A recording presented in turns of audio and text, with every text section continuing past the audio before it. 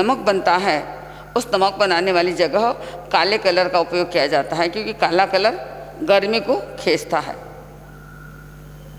एक colour therapy है, तो ग्रीन कलर में वो ताकत है कि वो बारिश को, पानी को अपनी तरफ खींचता है। लेकिन आज क्या हो गया? हाँ, अब आप वृक्ष लगाओगे कब, वो बड़े होंगे कब, और आपको सब मिलेंगे कब? क्या परिस्थितियाँ हो रही है, क्या वातावरण हो रहा है, हम सोच नहीं पाते। इस वृक्ष के द्वारा हमें कुछ बोध लेना चाहिए, कुछ शिक्षा लेनी चाहिए। कहते हैं वृक्ष लगाओ, बारिश लाओ, यह बाह्य जीवन का प्राणवायु है। वृक्ष लगाओ, बारिश लाओ, ये बाह्य जीवन का प्राणवायु है। लेकिन वृक्ष को देखो और बोध पाओ, वृक्ष को देखो और बोध पाओ, ये आभ्यंतर जगत का प्राणवायु है। उस वृक्ष से बोध पाना है, उस वृक्ष से कुछ शिक्षा लेनी है। एक एकेंद्रीय वृक्ष क्या नहीं कर सकता? वृक्ष में कितनी ताकत है, कितनी ताकत लेके बैठे है पेड़, कितनी विशेषताओं का संग्रहालय है पेड़, कितने गुणों का धाम है पेड़। कौन से गुण है पेड़ों में? पहला गुण है स्वयं गर्मी सहन करता है, स्वयं ताप को झेलता है, और औरों को क्या देता है? बोलो। छाया देता है, शीतलता देता है, ठंडक देता है। मान लो कभी कोई व्यक्ति सर्विस करता है, अपनी सैलरी में से कुछ चैरिटी करने की वो इच्छा करता है, कुछ दान देने की इच्छा करता है, कुछ गरीबों को मदद करने की इच्छा करता है। कोई लोग अपने धंधे में से, अपनी सर्विस में से समय निकाल के औरों की मदद करना चाहते हैं, तब क्राउड में से उसके कान पे शब्द गूंजते हैं। कौन से शब्द आते? लोग क्या कहते हैं? साहब ध्यान दे के सुना, क्या कहते हैं लोग? घर बार तीर्थ हुए, कई बोले घर बार तीर्थ हुए, कोई नहीं, बराबर है।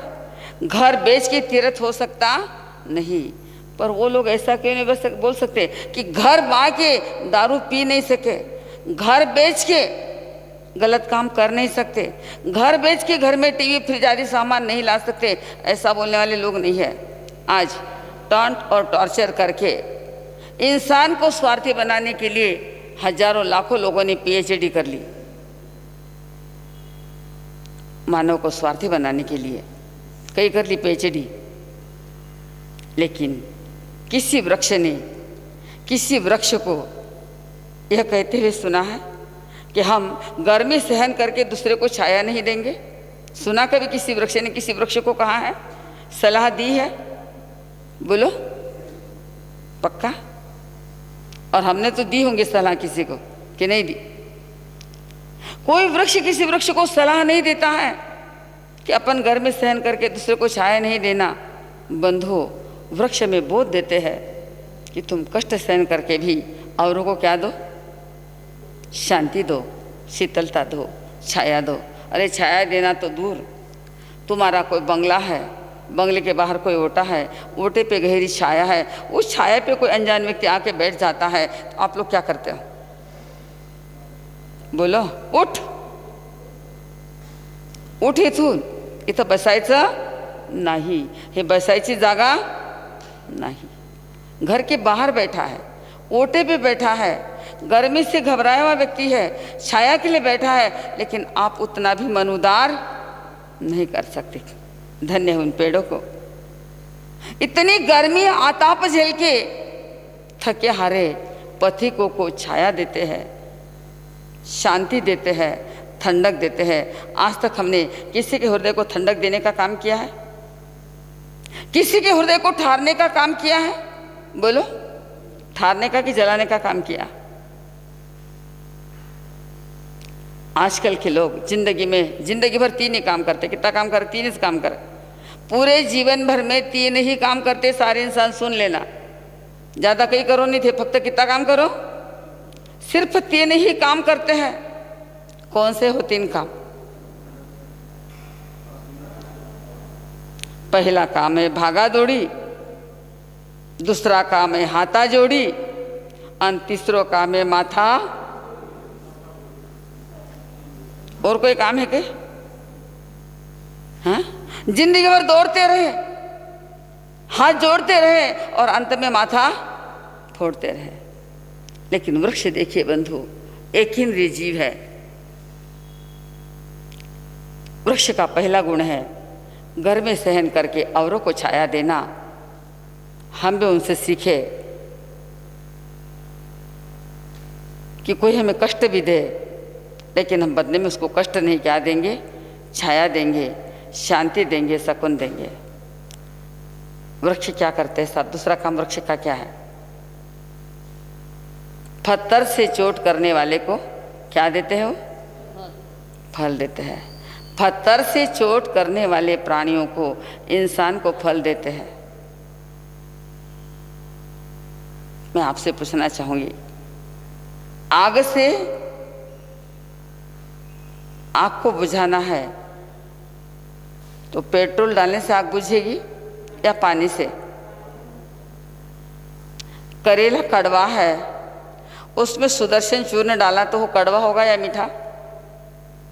आग में पेट्रोल डालोगे आग बढ़ेगी, और करेला कड़वा खुद है, उसमें महासुदर्शन चूर्ण डालोगे तो और कड़वा होगा। अब आग में पानी डालना या पेट्रोल डालना? बोलना बहुत सीधा है, ध्यान रखना। बोलना बहुत अच्छा है, लेकिन जीवन में लाना बहुत कठिन है। ये मत सोचना कि महाराज बोल रहे तो महाराज के जीवन में आ गया। मैं भी अपने जीवन को हमेशा देखती हूँ, मैं भी चिंतन करती हूँ। बहुत बार कभी कभी सहनशीलता का बांध टूट जाता है हमारा भी, लेकिन वापस ज्ञान के द्वारा हम भी अपने आप को समझा लेते हैं कि गलत है। सामने वाले का व्यवहार आग का हो सकता है, कड़वा व्यवहार हो सकता है, लेकिन मेरा व्यवहार कैसा होना? आग को मुझे पानी से बुझाना है, पेट्रोल से भड़काना नहीं। करेले के कड़वास को महासुदर्शन चूर्ण से कड़वा नहीं, बल्कि शक्कर से मीठा करना। हमारी बहनें करेले की सब्जी बनाती है, कई डालो बहना। आजकल करेला ज़्यादा खाते क्यों? शुगर का प्रॉब्लम है, करेला शुगर को कम करता है। तो करेले के कड़वास को कम करने के लिए शक्कर का प्रयोग। हम भी हमारे जीवन में सामने वाले का चाहे जैसा बुरा व्यवहार हो, चाहे जैसा कड़वा व्यवहार हो, चाहे जैसा भड़काने वाला व्यवहार हो, उसके सामने हमारा व्यवहार कैसा हो? पानी के जैसा ठंडा व्यवहार। आग पानी से बुझती है, पेट्रोल से नहीं। हमें बुझाने का काम करना है, भड़काने का नहीं। हमारा व्यवहार कैसा हो बहुत ज़रूरी है। हमारे जीवन के अंदर अपने व्यवहार को संभालना। आग में पेट्रोल डालना या पानी, करेले में महासुदर्शन चूर्ण डालना या शक्कर, इसका चिंतन हमें करना है। मैं मानव हूँ, मैं इंसान हूँ, मैं पंचेंद्रिय प्राण हूँ, मैं आर्य क्षेत्र का, मुझे आर्य क्षेत्र में जन्म मिला है। बड़े मुश्किल से मेरा कर्तव्य क्या होना चाहिए? मुझे कटु व्यवहार के सामने मेरा मधुर मिठास भरा व्यवहार हो। उस व्यवहार से वैर की दीवार खड़ी होने से हम उसको रोक सकते हैं, संबंधों को बचा सकते हैं, संबंध टूटेंगे नहीं। एक छोटा सा प्रसंग याद दिला देती हूँ, शायद आपको याद होगा, पढ़ा होगा, मुझे मालूम नहीं। साउथ अफ्रीका के प्रेसिडेंट नेल्सन मंडेला, जब उनके प्रेसिडेंट की शपथ विधि का प्रोग्राम था, उन्हें पूछा गया आपके शपथ विधि के प्रोग्राम में चीफ गेस्ट किसको बुलवाना, मुख्य अतिथि के रूप में किसको बुलाना? तब उस नेल्सन मंडेला ने क्या कहा होगा? मंडेला ने, बोलो, चीफ गेस्ट के रूप में किसको बुलाना? अभी अभी जहाँ जहाँ शपथ विधियाँ हुई, हमारे कॉन्फ्रेंस की शपथ भी अब बहुत चली, लाखों रुपए उसमें लोगों ने लगाया।